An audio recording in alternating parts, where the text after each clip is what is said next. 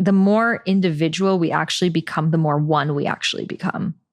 Because when we celebrate our individuation of like, I am this sparkly spectrum of light, I am this flavor of ice cream, I am this chord of music, I am, all of it, we're like, wow, then together we create the tapestry. And that, to me, that really is the vision of Dharma Coaching Institute and just this new paradigm shift of let's celebrate and honor our differences because we all are one at the end of the day. And that's the beauty of it, because then we stop judging and we start loving. And there's so much freedom in that.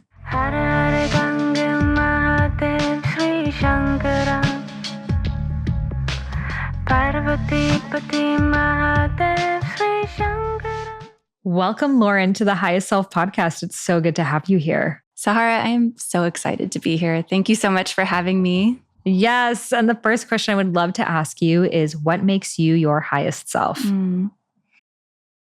So I think right now for me, it's really looking with compassionate awareness at every single part of myself, and especially the parts I find hard to like or love, and embrace that. And I find the more I love on those parts of myself, the more, again, awareness and compassion I shine on that, the more, I don't want to say they start to fade, but the more I'm able to identify with the awareness itself and really like hold myself with compassion while I'm in this beautiful truth of who I am. And I'm able to like watch all of these parts of me that change and shift and like love on that. And for now, or I think lately for me, like anxiety has come up every once in a while, like limited beliefs around aging, maybe like a sense of urgency in a way, feeling like I'm not enough. That's come up throughout my life. And it's so amazing really to be able to step back from that and love on it, love on her and give her what she needs so that I can just be in my wholeness. So beautifully said. Yes, it's when we can accept and love all parts of ourselves that things actually do shift. Yeah. It's when we're in resistance that thing persists, and we can look at it in all areas of our lives. So I'm really excited to bring you on the podcast today because, you've been listening to the podcast for a long time. You did Dharma Coaching Institute. Now you're about to be a published author. And you wrote this amazing book all about embodying your inner goddess while also, having a 1-year-old baby at the same time. And I get a lot of, listeners, they come up to me when they meet me at events. They're like, I really want to write a book. I want to put myself out there, but I'm busy. I have kids. I don't have time, all of these different factors, which are totally legitimate. And, sometimes, and I know I used to feel this way before having my book, I was like, well, there's certain people who are just like authors and artists and like content creators. And it's like, I don't know, you're like born that way or something. And I don't know, us mere mortals, we're just not that. But you just decided to cross the threshold, and you decided of like, no, I want to share my wisdom in this bigger way. So I really want to dive into your journey, but tell us first, where were you before? Because you've had a yoga studio and, you've been teaching for a while, but where were you before you got on the spiritual journey, and what propelled you to dive into it? Yeah, I would say this might sound like pretentious, but I've always been spiritually awake. I have since I was a kid.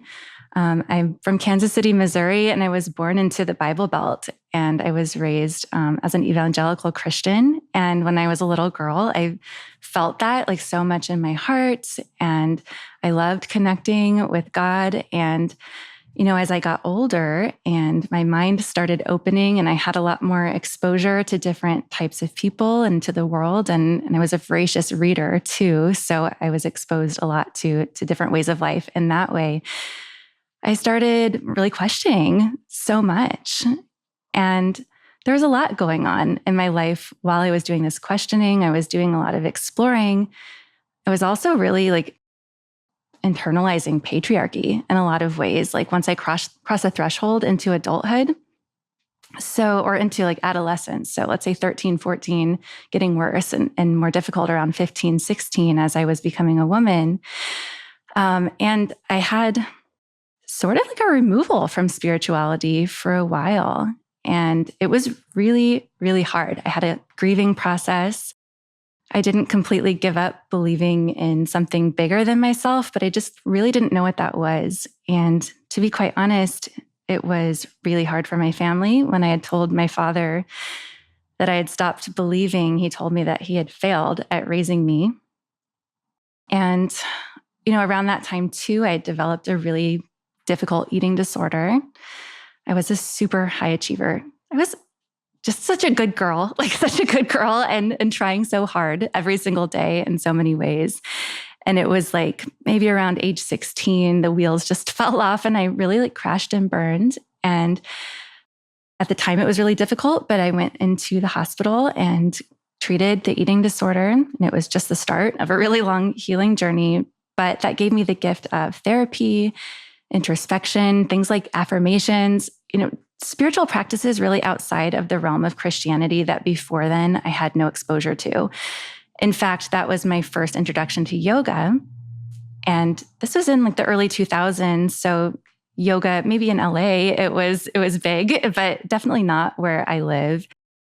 And it wasn't really something I'd heard of it before, but there was this character on a show called, I think, Animaniacs, either that or Tiny Toons. We can look it up. But she was like a yogi duck, totally. And floated around levitating. And a lot of kids that I knew weren't allowed to watch it simply because she was a character. So that's how limited my exposure was to anything really beyond Christianity, beyond Midwest. So yes, I had this first experience with yoga in the hospital, and it wasn't acrobatic or anything like that. It was mostly breathing and meditation. And I just felt so at peace. So that really planted a seed inside of me of what I would be doing later on. I would love to say and that's when I found my Dharma and my life just went up from there, but it definitely was not at all. I had to do a lot of exploring, a lot of trial and error, and really make a lot of mistakes to eventually get to the point where I had some clarity around why I'm here, what my connection to spirit is, and what I should be doing with my life. Dharma. Beautiful. And then how in your journey did you find Dharma Coaching Institute, and what inspired you to sign up to become a soul purpose and spiritual life coach? Well, let's fast forward about 10 years from where I just was. At this point, I'd been a yoga studio owner for several years. I've been leading international yoga retreats. I was co-founder of a yoga festival that was local, leading yoga teacher training, had definitely gotten a lot more certifications since then. I was in this very embodied state with my Dharma. I was living my truth and serving and having so much fun and feeling joy and in a good place in my marriage. And I felt okay, I think this is the right time to bring on a baby. I didn't think that I would become a mother. I always did, when I was little, because that's all I saw were people getting married when they're in their early 20s and having kids right away. I realized that wasn't my trajectory. And I thought that since I had taken on so many student loans that it wouldn't be responsible to have a baby. But here I was. This was fall of 2019. And March, I became pregnant and the world shut down. And basically around the time I got pregnant, I was scrambling to put my business fully online, and we went into lockdown. I'll say my husband is also an entrepreneur. He's a taco restaurant owner, and they had to shut down as well. We went through this I don't know, there was this juxtaposition, right, of this very beautiful and joyful time and very internal and nurturing, and also the chaos of the world and having to keep up as entrepreneurs. So I had my daughter, a beautiful home birth in November of 2020. And at this point, I'm keeping up with regulations and just trying to pay my employees and keep things afloat. And I'd lost a lot of the joy in my career while experiencing the biggest, wildest, most beautiful love and motherhood. So this went on for a while, as everybody knows. It was a hard time for everybody. And I was starting to just feel like so burnt out. I was so tired. There's something called matrescence that happens when you have a baby. And it's really like, I don't want to say you don't know who you are, but it is a huge identity shift. And it's like a tremendous lifestyle shift. And I waited till 36 to have her. So I was used to really doing whatever I wanted, whatever I wanted. And that changed really fast. And not just because of her, but because of this pandemic. So I just wasn't sure what to do. I'm like, I closed one studio because I had 2 open at that time. And I found your podcast. I actually had heard you like years before on a comedy podcast.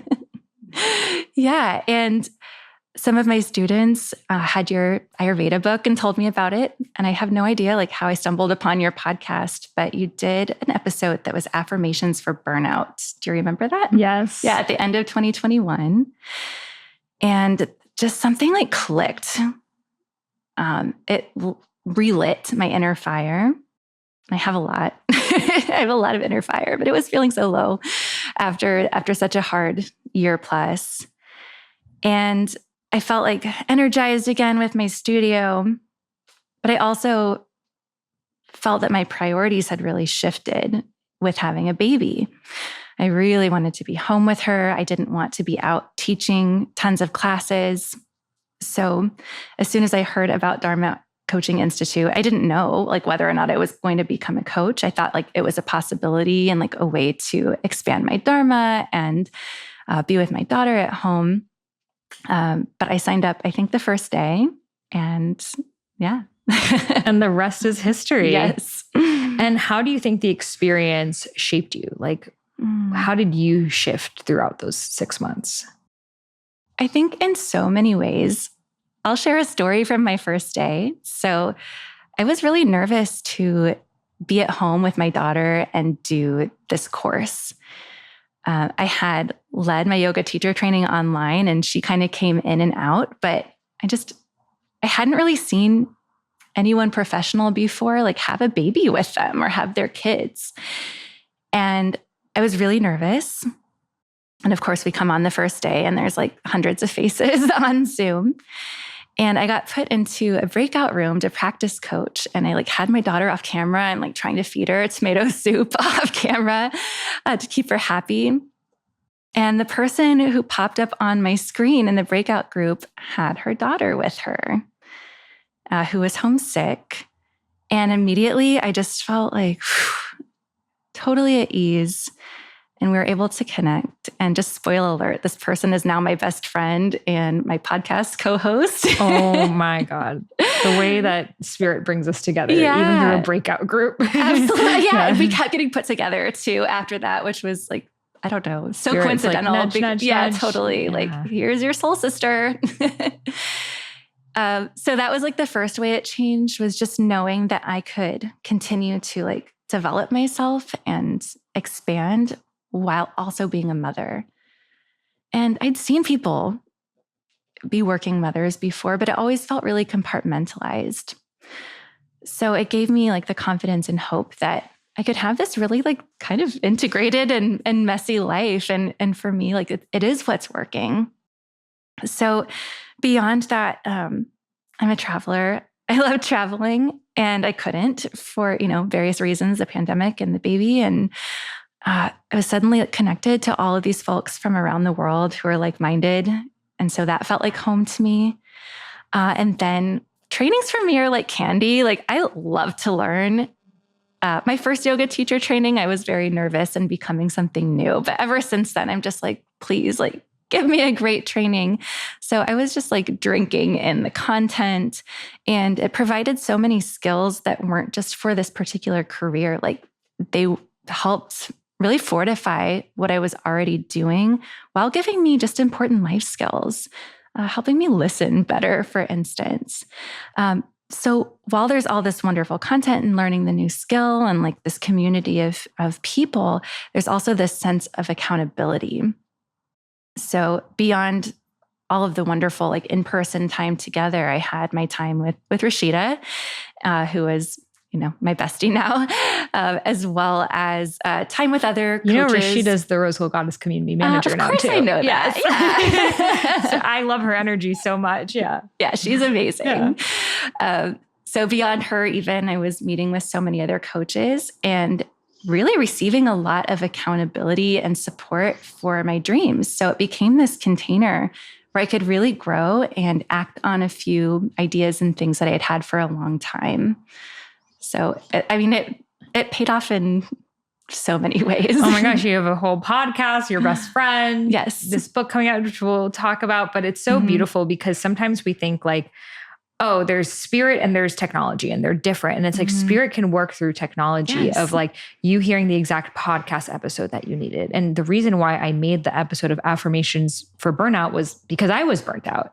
So I was like, let me just say the affirmations I need to hear. And it was what you needed to hear. And it was like those little breadcrumbs that guided you to join DCI, which your yoga teacher training had totally prepared you for because you were aware of the concept of living your dharma, your soul's purpose, and the chakras and the koshas and all of these things, which led to, you realizing that you can be a mom in her like beautiful maternal energy while working. And yeah, it's like when we think of working woman, we think of like the daycare in the office building and like, oh, great, you can drop your kids off at daycare in the office. But it's like, what about just having them on your lap?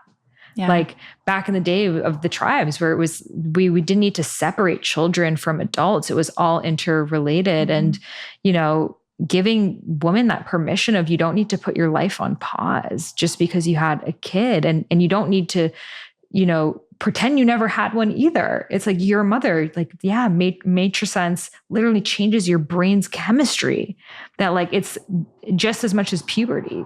Yeah. So it's like, of course you're going to shift. And that's what I love about like coaching because you get to be your full self. And that's actually what you're here to teach from. It's not about memorizing or figuring everything out. It's about, this is my life and it's messy. And these are the obstacles I've overcome, and here's my daughter and here's this and here's that. And like, this is from the space that I get to coach from, being in life, not separated from it. Yeah. Well, who wants to learn from that? Right.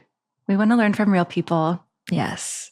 Who can relate to how we live our lives. Exactly. And are doing it right now and not like so long ago. I see a lot of people, they're like, well, I don't know. I haven't figured everything out in my life. I still struggle. I get anxious sometimes, this, that. And it's like perfect because you know what it's like to wake up and be anxious.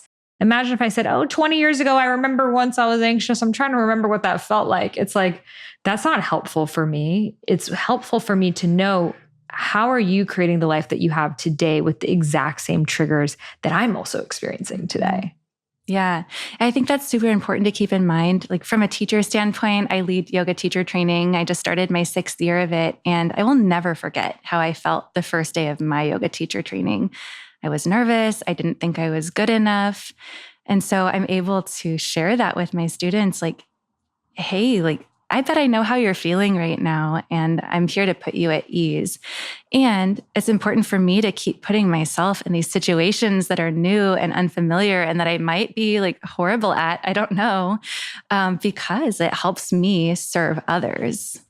Exactly. And that's what makes a good teacher, to continue to be a student and to continue to put yourself in new containers and have new levels of awareness because whether you want to actually coach or not, learning the skills of coaching, especially with spiritual life coaching, it's going to help you with your relationships, your friendships, your romantic partners, your child rearing, like everything in your life. And, for me right now, like I go back to my coaching tools when I'm in conflict with like anyone, I'm like, okay, am I active listening? Am I giving enough space for them to talk? Am I trying to come up with a solution or am I allowing them, and it's like these things, when you integrate them into your life, it's like, it is the secret recipe, Yeah. Because everyone wants to be heard and everyone wants to be seen. And it's like a lot of these things, we kind of subconsciously do it, but since we haven't named it, we're not always.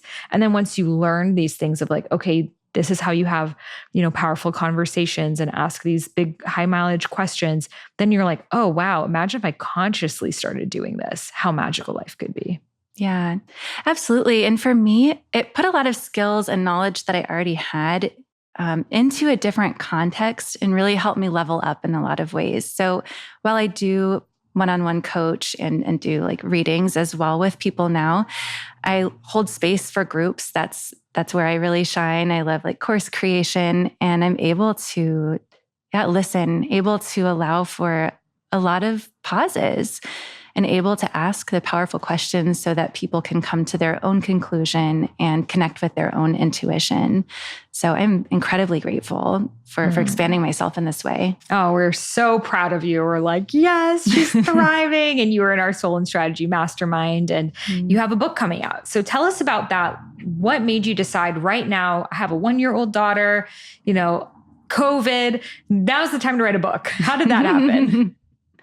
Yeah, it's funny. I was looking through my notes app the other day, and I actually found like a few book ideas from like years ago. So it's something that I've wanted to do for a long time, but I think a few things needed to happen in my life to really be in the place of wisdom to write this particular book. So really, I was on a walk one day, and the download for like the whole book came, not word for word, but the outline and the container and the structure and the vibe and really the thesis of the book. Same thing happened to me with Discover Your Dharma. In one transmission, 2 hours, wrote the entire book proposal. And that's when you know it's divine. Yeah. And for me, I've spent so many years honing my intuition, and I know not to shut her out. So I got this download, and I'm like, okay, I've got to do this. I'm going to do this. So I wrote my outline, I think that day. And then I had support from my fellow coaches, and especially Rashida too, because we've met weekly now for the last year and a half. And I did it. Just did it. Because you're listening to High Self Podcast, I already know you are someone that is committed to your spiritual growth journey. You are someone that dives deep. You are someone that asks big, meaningful questions. You are someone that doesn't want to be at the shallow end of the pool, but wants to dive all the way in. And likely you've been feeling that your career really needs to be in alignment with your whole self, that you're sick and tired of having one version of you that's at home and another version of you at your job, but you're really wanting to integrate the two so you can be paid for your gifts. You can be paid to be you. You can be paid for your wisdom and actually be using your time creating a positive shift in humanity. Well, if I'm speaking to your soul right now, I invite you to come join us at the Dharma Coaching Institute. This is my school that is the world's first and only school that certifies soul, purpose, and spiritual life coaches. So over our 6-month journey together, you're going to learn everything you need to become a coach. I'm talking about how to ask people questions, how to hold space, the exact forms and contracts that you need. And then we're going to be diving into all of the Dharma framework tools. These are tools that I personally have designed that can help you help anyone find their soul's purpose. So I'm talking about the Dharma blueprint, the Dharma chakra system, Dharma journey spiral, so many different tools that are paired with somatics and nervous system healing and heart healing and all of these different tools that you hear about on the podcast actually practiced. And then in our last 2 months together, we dive into all of the business training. So how do you price your offering? How do you structure it? How do you build a podcast, grow on social media? I share with you all of these things alongside my business partners, Neetha and Ajit, who are masters in their field, to co-create this experience that will take you from maybe not fully knowing your soul's purpose to actually having a career as a soul purpose coach, helping other people find theirs. We've graduated over 1,500 students and have hundreds of coaches around the world hosting retreats, creating online programs, working with celebrities and moms and veterans and everything in between. And this really is the forefront of where coaching is heading, because the truth is, right now, people are wanting to shift. They are knowing that living the same day over and over again is not serving them, and they are desiring to step into their purpose. And that is where you come in as a purpose coach. So if you're interested, you're curious to learn more, we have plenty of free workshops coming up, different experiences, so you can actually come on a Zoom call with me and feel what it's like to be in Dharma Coaching Institute. So head over to dharmacoachinginstitute.com. That's Dharma Coaching Institute.com. You can find that link in the show notes, learn everything there, and come join us in our spring class, which is open right now. So we only open doors twice a year. So if you're listening to this right now, that means doors are open for enrollment. So head over to dharmacoachinginstitute.com to learn more and sign up to join us in our spring cohort. And I can't wait to see you there. You just went for it. And that's the difference. It's like hearing about something, and you're right. Sometimes it is a divine timing thing. Sometimes it's like you needed to incubate certain lessons and embody them more so you could really write that book from a place of true embodying the message of the book. Because I think sometimes we have these ideas for a book, but it's just not the time yet because there's still lessons we need to learn, and that's actual wisdom to be patient. However, there are lessons that whoever's listening to this right now, there are lessons that you have right now that you're already embodying, that someone out there can benefit from. You know, the version of you 3 years ago, 5 years ago, what the book they need to read. You're ready to actually write that book. You're ready to speak on stages on that topic. You're ready to coach people on that thing. Because guess what? In 3 years from now, you're going to be talking about what you're learning right now. And that's just how life goes.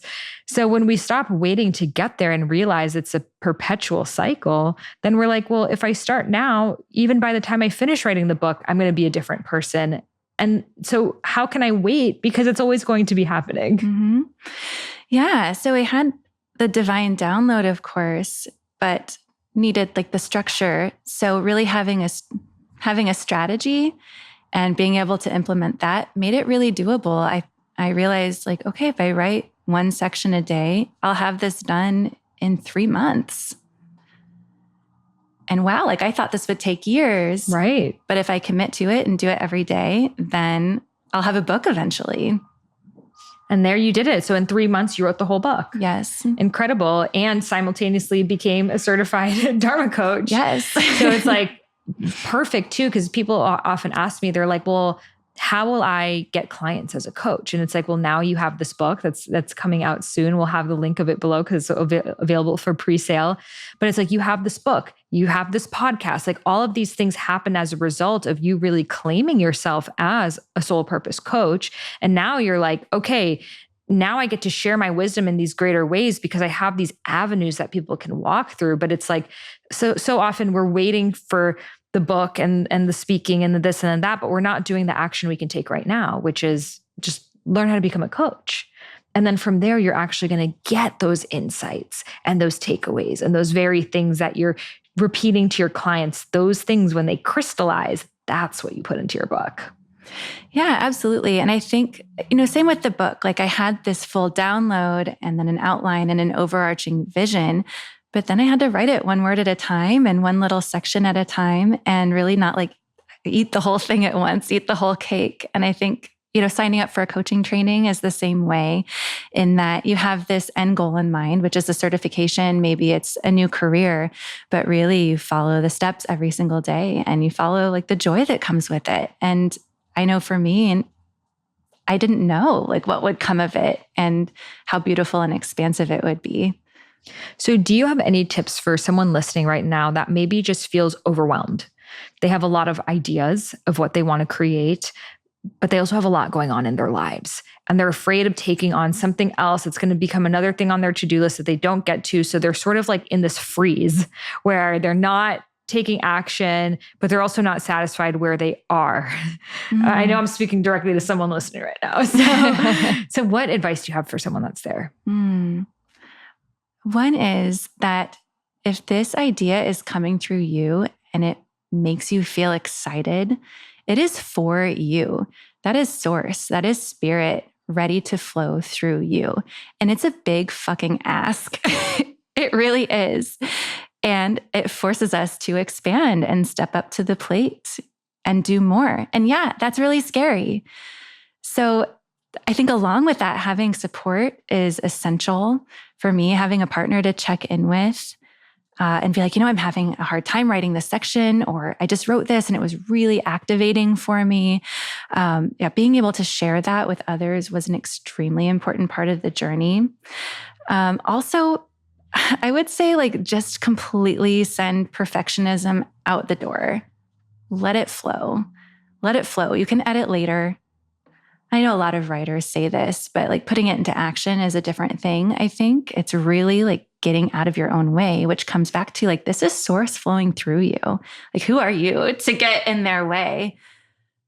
So yeah, it's the support, it's the strategy. And then it's like, let's let it be messy and see what flows through. And that can form a whole book. And oftentimes my best writing was when I was completely just out of my head, just totally downloading and channeling. It's exactly that, the vata, the ideation, letting the channels, the creativity come through without the editing mind. And then the pitta, the fire, which is the structure and the table of contents and the editing and, figuring out your coaching business and the offer and that masculine container, which is also needed. And then the kapha of the release and the letting it go and recharging and grounding, embodying. And then that naturally brings you back into the vata, the air. And it's this beautiful cycle. And we talk a lot about this in Dharma Coaching Institute, because for me, once I realized the doshas really are a lens to view life through, I stopped beating myself up around not being where I was supposed to be, yes. Right? Of like, oh my God, well, today all I did was I worked on a bunch of podcasts. Why didn't I write poetry today? I wasn't even like doing my creative stuff. It's like, well, no, today was my podcast day. And other days I'm like filing taxes and it's my pitta day, fire day. And other days I'm resting and that's what I'm supposed to be doing. And we just can't be everywhere at once. Mm-hmm. And when we realize it's like, we can't have summer, fall, spring, and winter at the same time, they're different energies. We let ourselves be seasonal, and there's so much more spaciousness in that. Yeah. And that's really the feminine way of being too. I used to think I was a very inconsistent person, but what I realized is I'm consistently cyclical. Yes, we're lunar beings. Absolutely. But I didn't have the knowledge or the tools to really harness that earlier in my life. Why aren't I the same at 4 p.m. every day like this guy is? It's like, because he just has the circadian rhythm cycle. He doesn't have the lunar rhythm cycle. Plus, I think we're attuned to astrological energies and global shifts and the Schumann frequency and like all these other things. I know, I'm always checking my flares and what's Pluto doing right now? And that's the thing. As you get more sensitive, it opens up your intuition. And it's like, I eat a little bit off and I'm like out of it for the rest of the day. But it's like when you open yourself up to be of service, it's like yes to full sensitivity, because that becomes your superpower. Yeah, I actually talk about that in the book because I've always been sensitive and I always thought that there was something wrong with me. And I felt like I was really different than a lot of the people that I was around. And I thought I was really just bad at life, to be honest. And I was having a really difficult time. And I actually Googled one day, why do I hate myself? I was having such a hard time that I Googled that, which is like, it sounds like such a silly question for Google, but I'm like, where do I go from here? Somehow the search result of The Highly Sensitive Person, that book came up and it totally changed my life. And it really, that was one of the factors of like, oh, I can be teaching yoga, or I should be an entrepreneur and working for myself, because then I can be in my own energy, work with my cycles, and like use this sensitivity as my greatest gift. So I think like, do we become more and more sensitive? Maybe, but it's really like realizing the sensitivity, reframing it and just loving on it, loving the shit out of it. Yes, it's our gift because it allows us to attune to vibration, attune to people, attune to love, but also that makes us attuned to what's not, and when we open ourselves up, it's like we can feel light and shadow. And I think that's the beauty of, becoming, to me, like this new paradigm way of being, instead of just being like this monotoned, always the same, always showing up, of just being full spectrum. So I love that as a society, we're finally making that shift and we're normalizing it more. And we're no longer saying, oh my God, like you cry so easily, something's wrong with you. Or, oh, you can't watch scary movies. Like you need to grow up. And these things are all dulling us. They're numbing us. The fact that we can watch murders happen on TV and not be affected by it is actually concerning. And the more sensitive we become, we actually are able to feel into the energies behind these things. And that's to me what makes a really good coach. It's not having the perfect thing to say. It's not asking the perfect question. It's about being attuned to the other person's energy and like reading between the lines. And even if that person wants you to fix their life and tell them the solution, and here's my problem, what do I do? To know better than that, because you know that you can't tell anyone what to do with their life. They need to learn their lessons and obstacles most, but you can go to what's really behind that question and why are they asking that question, and then reframe the question right back at them. And then they get these like deeper inquiries that can only come from within. And that is really what opens up your consciousness. Yeah, absolutely. And really like being a mirror for people to see their own wholeness and beauty and know that they're okay the way they are. And there's something about that self-acceptance piece that really like locks the self into place in a way so that people can expand in a really like way that feels safe, in a way that feels like creative and beautiful, and they can just be who they are. Yes. It's like we talk about the 5 stages of Dharma discovery, but it's like stage 1, self-awareness, realizing that there's something more to this life than just living the same day over and over again. Stage 2, self-improvement. How do I become my best self? Meditation, fitness, nutrition, personal growth, seminars. Stage 3, spiritual awakening, realizing I'm not a mind or a body to improve, but rather a soul to know. Stage 4, Dharma development. Now, how do I, in all of these different spiritual tools and, all these different podcast episodes, I need to do hypnosis and inner child healing and this, that. What do I really want to develop and grow into? And that's what you did when you said, I want to be a yoga teacher. Now I'm going to be a Dharma coach. Now I'm going to be an author. You're developing, and you're rather than putting your energy everywhere to figure out everything, it's like, what's really working for me and how can I devote myself to that and really gain mastery, which leads to you having your own inquiry around it, your own understanding of these things, which is then stage 5, Dharma embodiment, when you are living your Dharma full time and the inner you and the outer you are one and there's no separation. And you don't have to be one version of you at work and another version of you at home and another version of you at your relationship, mask. But instead, you get to be you full time. And everywhere you go, yes, different versions of you might show up, but you're always being you. You're always being authentic. And to me, the most exhausting thing is when you can't be authentic with someone, when you have to be at the surface level because they can't meet you in your truth. That's so exhausting. And it's not how life is meant to live. And most people, over 50% of people said they can't even tell their dreams to their partner, which is just heartbreaking because it's like you're in a relationship actually with a stranger. Yes. And you are also putting that mask on as well. And that's the beauty that I find of us soul purpose coaches, of like, we are that safe space of like, tell me your biggest dreams. Tell me what you really want. Tell me where you could see yourself going, but you're so afraid to even tell anyone because you're afraid they're going to think you're stupid or delusional or whatever else. Like, this is a safe space to talk about it. And that just sets the precedent for them to self-awareness, self-improvement, and continuing on that journey. And going back full circle of where we started, when you're embodying your Dharma, you realize that you were already whole and you were already perfect as you were. But we need to go through that hero's journey of going through the obstacles and transmuting them into light, because it brings back different version of ourselves that we lost along the way, because we do. Life makes us. And we bring another layer home, and we bring another layer home, we bring another layer home, and then we offer it out into the world. We share our gifts and we share wisdom, and that brings another layer home. And like, that's to me, like the life path that I'm on, you're on. I think those of us who are drawn to coaching, writing, speaking, of like, the lessons aren't just for me, they're here for humanity.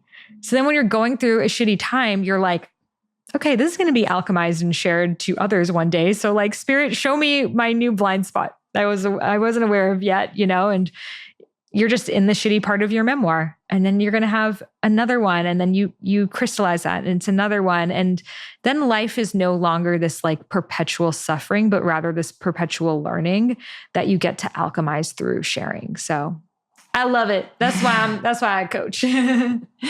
Absolutely. It reminds me of the Dharma spiral for sure. And that even if you are in your embodiment phase, like obstacles are going to come up. It's part of being human. It's like the fine tuning then starts to happen of like, oh, what were those little things that you were, if you're devoted to full integrity in this lifetime, those little things are going to show up. And again, it's not here to get you. It's like, for me, my greatest obstacles have always served my greatest gifts, always. Yeah, absolutely. Yeah, that matching of the inside and outside, that is integrity. And that is that Dharma embodiment. And it can be really scary if you've been masking for a long time, whether or not you're conscious of it, but it's the most freeing thing in the world. And someone might be listening to this of like, well, if I just show up as my full self at my job, I'll get fired. If I start talking about Dharma and chakras and this and that, and we're not saying go do that right now, but how can you invite a little bit more of you to the table? How can you maybe weave it into your conversations? Maybe that person that you think would never be interested in it actually is, and we make assumptions about other people of like, oh, they must not be spiritual. They must not. And you don't know, there's a lot of undercover yogis out there. There's a lot of people that we don't know. I do believe, especially in the past few years with COVID and astrological shifts, a lot more people are awakening. And I find a lot of our Dharma coaches, they think at first they're like, well, I want to work with people in corporate, but they're not going to be open to like living your soul's purpose. And then once they start talking about it at work, they find all their clients there. And then the company ends up hiring them to teach there because companies want a team that's in alignment with their purpose as well. So the beauty is we get to be at the forefront of this shift, but everyone is feeling it. We just get to be leaders in it. Yeah, absolutely. And I've seen that happen already with a lot of my classmates. And I think it's important to remember that Dharma isn't one thing that you're doing, it's a vibe. So if you are embodying that vibe, it's going to make ripples. It's going to affect the people in your workplace. It doesn't matter what language you're using. What matters is what you're emitting. And people want to know, like, what are you doing? So true. Dharma, I see it as the energetic frequency that we carry through everything that we do. And it really is magnetic. When someone's living their Dharma, even if it's not ours, it's like when I see someone playing the saxophone and they're in it, I'm like, yes, I love that. Like the movie Soul, like that, the movie Soul is literally like all about living your Dharma. I'm like, wow, this is what we stand for here. And yeah, I've seen so many of the DCI grads just like fully own the different parts of themselves that didn't fit into the box of like, I'm a mom and I'm like a rock star and I'm going to bring that into my coaching practice. Or, I'm super into tech and I'm also really into Reiki and I'm going to bring that into my coaching practice. And to me, like the most endearing people are the juxtapositions of I'm this and I'm that. Like for me, I'm spiritual and I channel and I'm a DJ that twerks. And it's like, it's the both and you don't have to be those two things, but it's refreshing when we see just multidimensional people show up in their full spectrum because it gives us permission to do the same. Yeah, I think it's really beautiful. I think the world asks us to be in the binary a lot. You're one thing or another, but all of our true natures are multidimensional. We're all complicated, messy, human, and spirits and flesh. we're all these things. And the more people awaken to that and really have the permission to just fully express, I really think the more like peaceful and loving and interesting and artistic our world is going to be. It's so important to do this work. Yes. It's like the more individual we actually become, the more one we actually become. Because when we celebrate our individuation of like, I am this sparkly spectrum of light, I am this flavor of ice cream, I am this chord of music, I am, all of it, we're like, wow, then together we create the tapestry. And that, to me, that really is the vision of Dharma Coaching Institute and just this new paradigm shift of let's celebrate and honor our differences because we all are one at the end of the day. And that's the beauty of it, because then we stop judging and we start loving. And there's so much freedom in that. So, yay. Well, thank you so much for coming on and sharing today. And where can listeners connect with you and get your new book that's coming out soon? Yeah, they can go to my website, laurenleduc.com, and I have all kinds of goodies on there. And you can pre-order my book and get a few freebies along with that. Also on Instagram, I am Lauren Leduc, LAURENLEDUC. Amazing. We'll have that link in the show notes. Thank you so much for being here today. We are so proud of you at Dharma Coaching Institute. We love what you're doing in the world. We can't wait to continue to support you. And thank you for being a shining light of what is possible for moms, for women, for all people. Yeah. Thank you, Sahara. I'm so grateful for you. Hey, who'd have thought you were listening to this podcast, Affirmations on Burnout, and now you're on the podcast? I love it. Here I am, like a year and a half later. Following the flow. Hey, life is pretty cool. Yes. I love it. How inspiring was that conversation? So if you are interested in becoming a certified soul purpose and spiritual life coach, head over to dharmacoachinginstitute.com. Our doors are open right now for our spring enrollment. And on the website, you can find our curriculum. We have some upcoming free Zoom calls where you can be coached by me and get a little taste of the DCI experience, see other beautiful success stories from our students, hear about them, ask us questions, and just be a part of our community. So head over to dharmacoachinginstitute.com. That's DHARMA coachinginstitute.com. And you can find that link in the show notes. And we're super excited to see you in the spring class. I hope you enjoyed this episode, and I'll see you in the next one. Namaste.